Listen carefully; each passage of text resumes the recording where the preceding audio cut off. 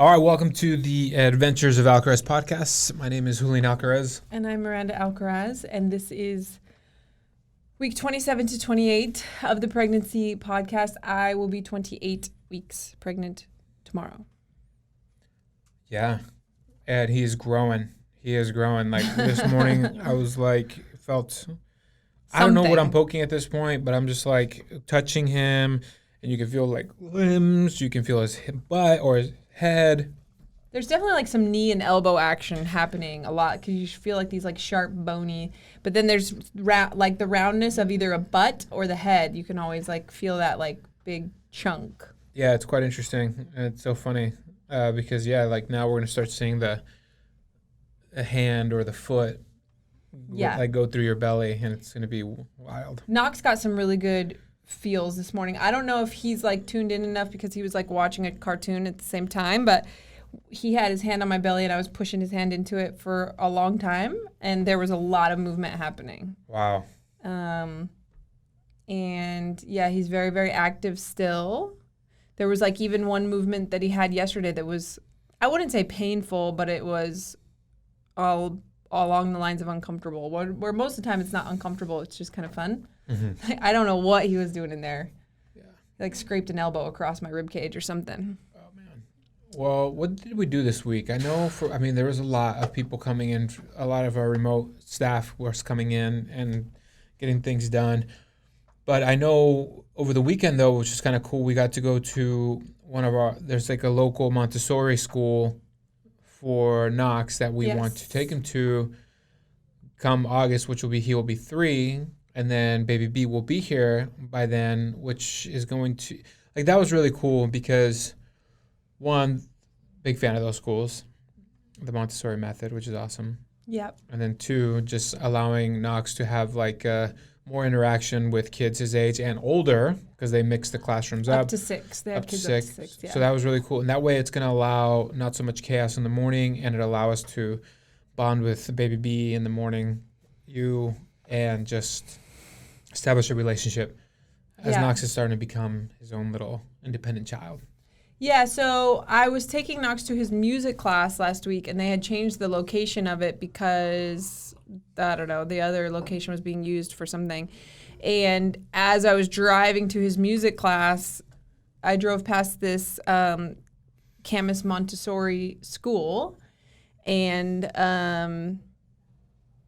I had never seen it before. And some of the other options that are similar to that, because I've looked into Montessori schools in the Vancouver area where we live. Mm-hmm. And the one that I contacted that looked really great, they require 5 days a week. And they're not really keen on allowing the kids to, obviously kids are allowed to travel, but they encourage the parents not to take their kids out of class and stuff like that, where this place, we went and saw it, and they do offer programs that are not 5 days a week, not all day long. Mm-hmm. And when we talked to them there, they talked about, like if you guys are a traveling family, like this is the age where you should be doing that, and they're not so much in a routine with school yet. So obviously we talk a lot about homeschooling, but I think giving Knox something that's like his own thing to be away from the chaos of the baby, because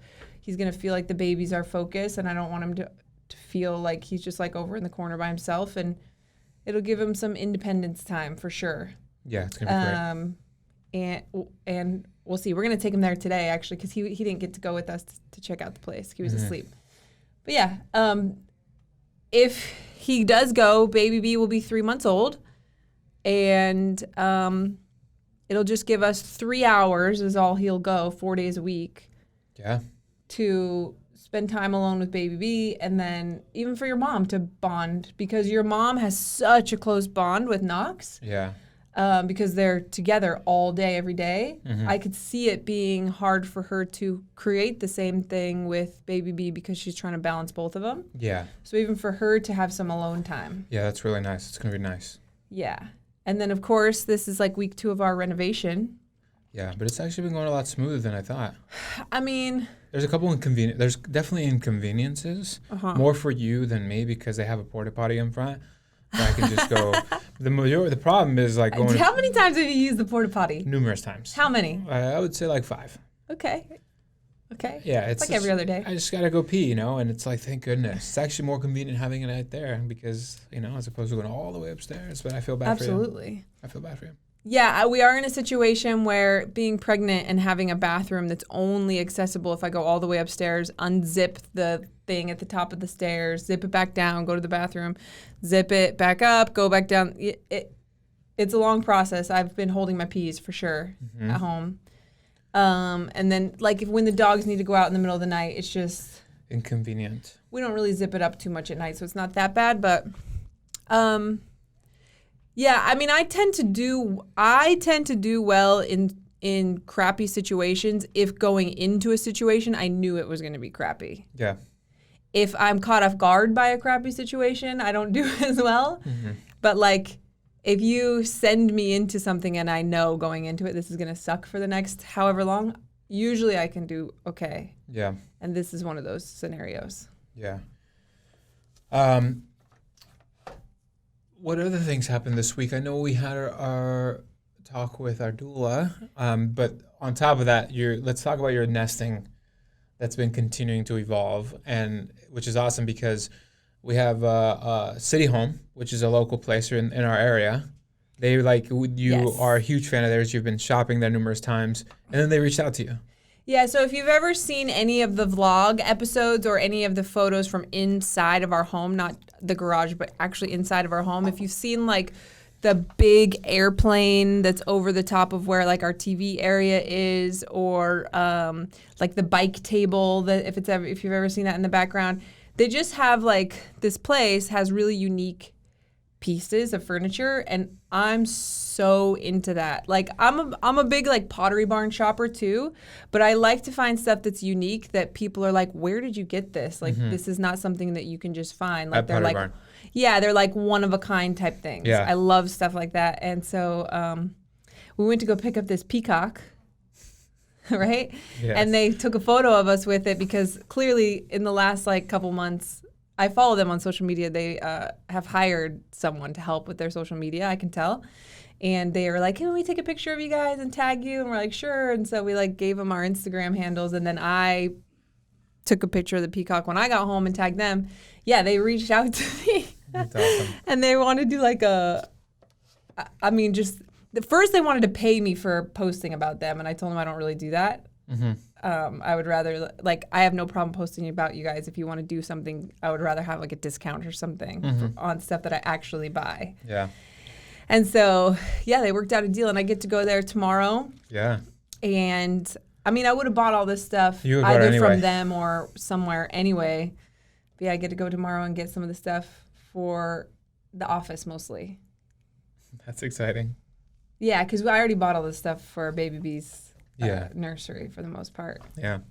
But yeah, I would say, last week we had like that dinner where you realize that I'm terrified about the birth, and I've posted about that several times this week, and it's so interesting because I think I've posted about it 2 or 3 times with little clips from either this podcast or the vlog, and the response has been almost a 100%. I was the same way. Actually, I've seen multiple comments of it got worse with every child. So some people that are like, I have 5 kids, and the 5th one I was the most scared. Like I have 4 kids, and I got more scared every time. So clearly that's not something that's just like a me thing, but we talked to the doula about it because we didn't really talk to our doula about it last week. Yeah. Because it kind of came up after we talked to her. And yeah, I think it's just like important to know that like that's first of all normal, because you can't be nervous. You can be, but you're probably not going to be as nervous about something that you've never experienced and know that it's kind of bad. Once you know something is as bad or worse than you expect, and by worse, I mean, it's painful. Like, I'm not saying it's a bad experience, but it's really hurts and it's hard.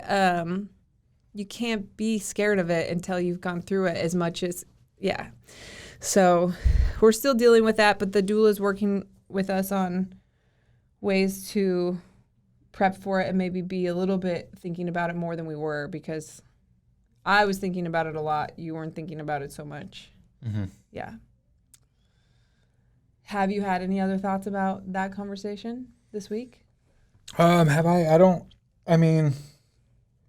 Because she asked, when we had the appointment with the doula over our call, she asked me if I had any fears, and I still don't.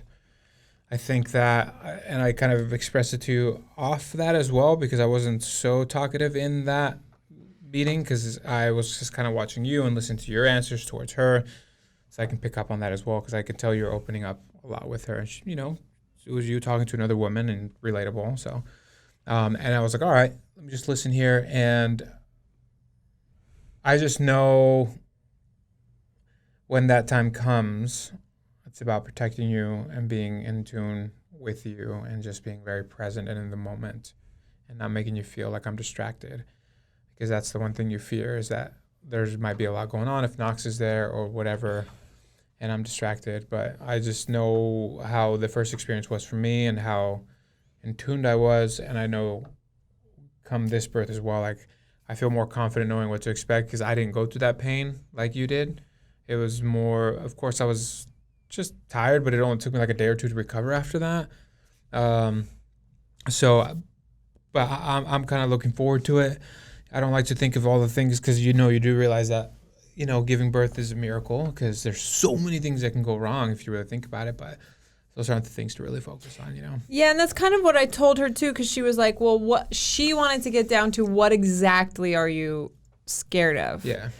So she asked, like, are you scared of the pushing? Are you scared of tearing? Are you scared of complications? And the truth is, are you scared of like the nursing or the postpartum period? Because she was not my doula the first time, and she's still getting to know us. Yeah. And the truth is, like, I didn't have complications. I didn't really have tearing.